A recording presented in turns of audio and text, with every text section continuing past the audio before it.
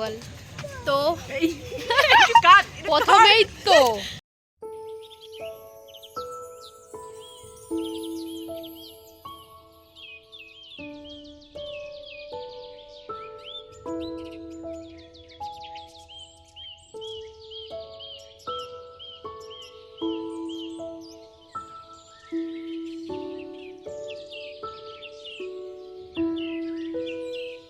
Good morning everyone, কেমন আছো সবাই? আজকে সকালটা চায়ের সাথে নয়, জলের সাথেই সবাইকে গুড মর্নিং বললাম, কারণ এখন যা পরিস্থিতি পড়েছে চায়ের থেকে বেটার জলটাই আমাদের শরীরের পক্ষে ভালো। তো আমার সেরকম চায়ের নেশা নয়, মানে চা হলেও ভালো না হলেও ভালো। তো সকালবেলা ঘুম থেকে উঠে এক গ্লাস ফ্রেশ হয়ে এক গ্লাস জলই খাই। তারপরেই দেখো এই যে এই ড্রেসিং টেবিলটার সামনে কালকে রাত্রিরে বসে বসে পরিষ্কার করেছি। আর সকালবেলা মোটামুটি সব কাজবাজি হয়ে গেছে। আর আজকে সকালে উঠতে অনেকটা দেরি হয়ে গেছে, প্রায় 10টা বেজে গেছে, কারণ কালকে রাত্রিবেলা খুব লোডশেডিং হচ্ছিল, বারবার কারেন্ট যাচ্ছিল আসছিল, সেরকম ঘুম হয়নি। ওর জন্য ভোরের দিকে একটুখানি ঘুমিয়ে পড়েছি আর উঠতে লেট হয়ে গেছে।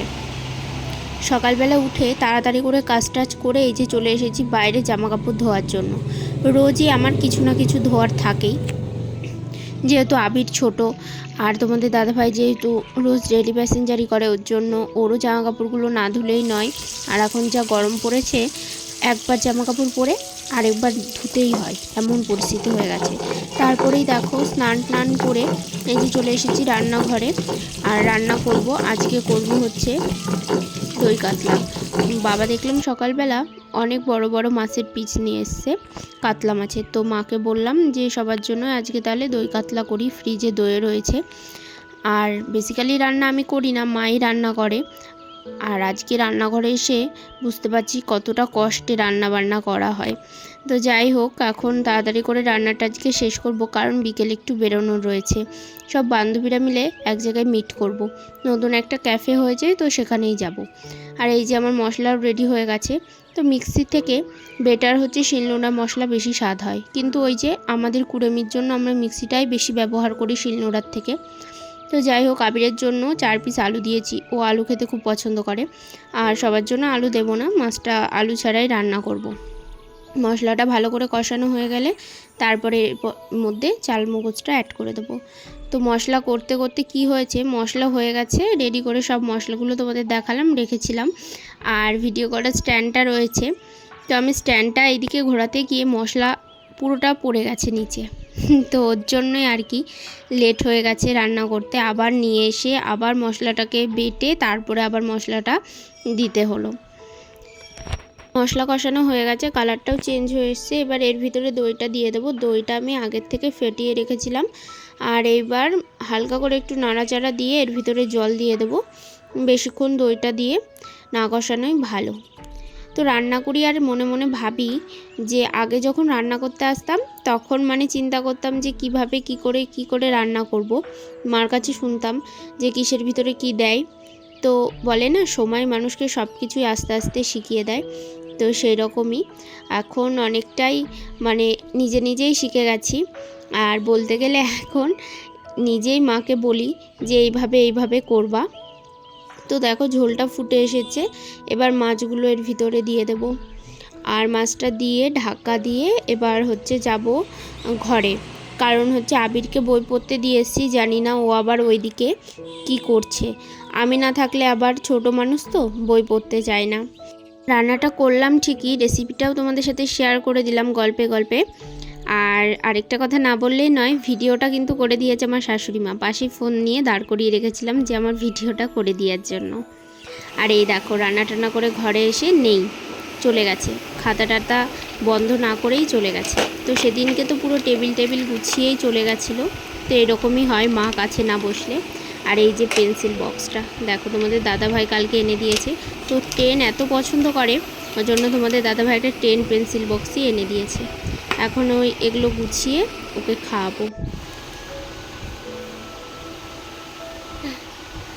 এটা কি ধরনের লেবু খাওয়া? হ্যাঁ দেখে একটু হাসো তো, হাসো। গ্রিন দাঁত হয়ে গেছে নাকি? হ্যাঁ গ্রিন দাঁত, দেখি আরেকবার। তা তাড়াতাড়ি খেয়ে নাও। তারপরে এই যে বিকেলবেলা বেরিয়ে পড়েছি। আমরা আগে আগে এসে একটু পার্কে সময় কাটাচ্ছিলাম, কারণ আবির পার্ক করে তো, রোজ রোজ তো নিয়ে আর বেরোনো হয় না। ওর জন্য পার্কে ঘুরিয়ে এই যে তারপরে আমরা সবাই বেরিয়ে পড়েছি। তো ওয়েদারটাও আজকে গরম রয়েছে, কিন্তু তবুও একটু ভালো। কিন্তু এই ভিডিওটা ওই পয়লা বৈশাখের আগের দিনকের ভিডিওটা। তো সেদিনকে আমরা সবাই মিলে বেরিয়েছিলাম। আর এই যে এসেছি গঙ্গার ধারে ক্যাফেটা, এত সুন্দর একটা মানে পরিবেশ লাগছিল। আর যেহেতু নীল পুজো ছিল আর সমস্ত সন্ন্যাসীরা এই গঙ্গাতে স্নান করছিল, চারিপাশটায় ঢাক বাজছিল, একটা আলাদাই একটা পরিবেশ। আর বিকেলবেলা গঙ্গার ধার মানে তো বুঝতেই পারছো যে কতটা সুন্দর, চারিপাশটা খুব সুন্দর লাগছিল। আমরা অনেক ছবিও তুলেছি। আর এই দেখো প্রচুর লোকজন এখানে, যদিও এই সাইডটাতে আমরা আজকে প্রথমবারই আসলাম। তো প্রথম দিন এসেই খুব ভালো লেগেছে, আর জায়গাটা এত সুন্দর করে বাঁধিয়েছে, আরও ভালো লাগছে। এই যে আমরা তিনজন, মানে এমন হয়েছে রোজ রোজ যদি আমরা তিনজন একসাথে এক জায়গায় বসতে পারতাম তাহলে খুব ভালো হতো। তো সেটা তো আর সম্ভব হয় না। তো ছুটির দিনগুলোতে আমরা চেষ্টা করি তিনজনে এক জায়গায় হয়ে দেখা করে কিছু সময় কাটানোর জন্য।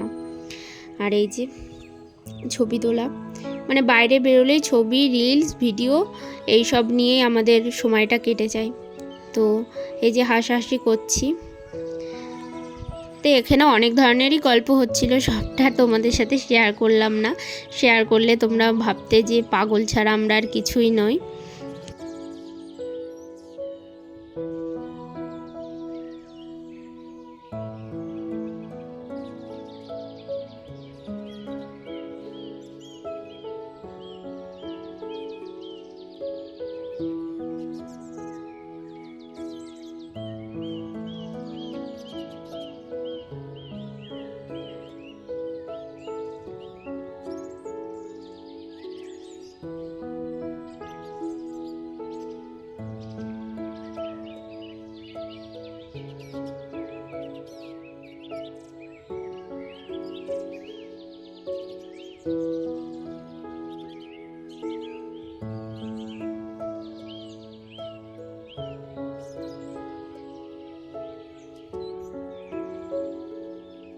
তারপরে চলে এসেছি একদম মানে ওপরে।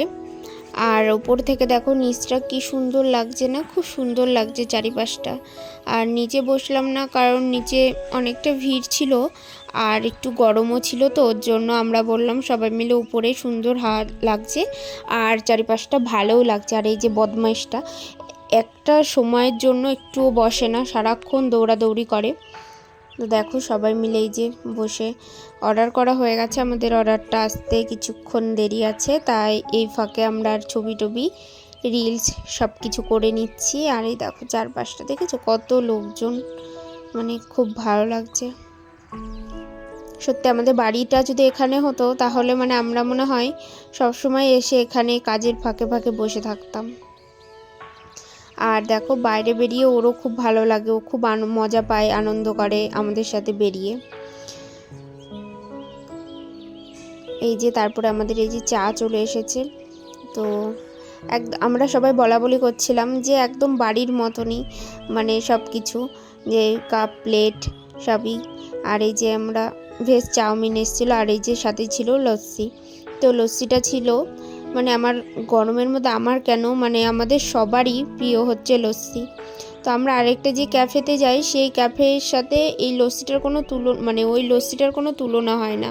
এই লস্যিটা ভালো ছিল কিন্তু প্রচণ্ড গাঢ় ছিল, মানে এতটাই যে পাইপে করে আমরা খাচ্ছিলাম, তো পাইপে করেও ঠিকঠাক মতো খাওয়া যাচ্ছিল না, এতটা অসুবিধা হচ্ছিল। তো এমনি গরমের মধ্যে তো টক দই আমাদের ভালোই লাগে, তো সেই রকমইভাবে আমরা খাওয়া দাওয়া করেছি, মজা করেছি, আড্ডা দিয়েছি সব কিছুই।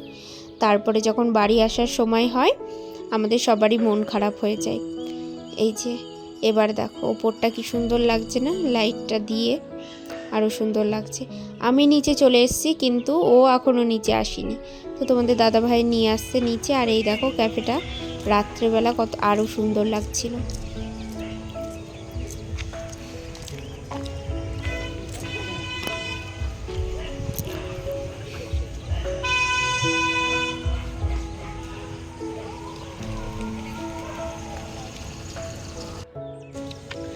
ফাইনালি আমাদের খাওয়া দাওয়া শেষ আর এখন ক্যাফে থেকে বাইরে বেরিয়ে গেছি আর এখন যাব বাড়িতে। তো আমাদের ব্লগটা আজকে এই পর্যন্তই, পরে আবার তোমাদের সঙ্গে দেখা হচ্ছে নেক্সট ব্লগে।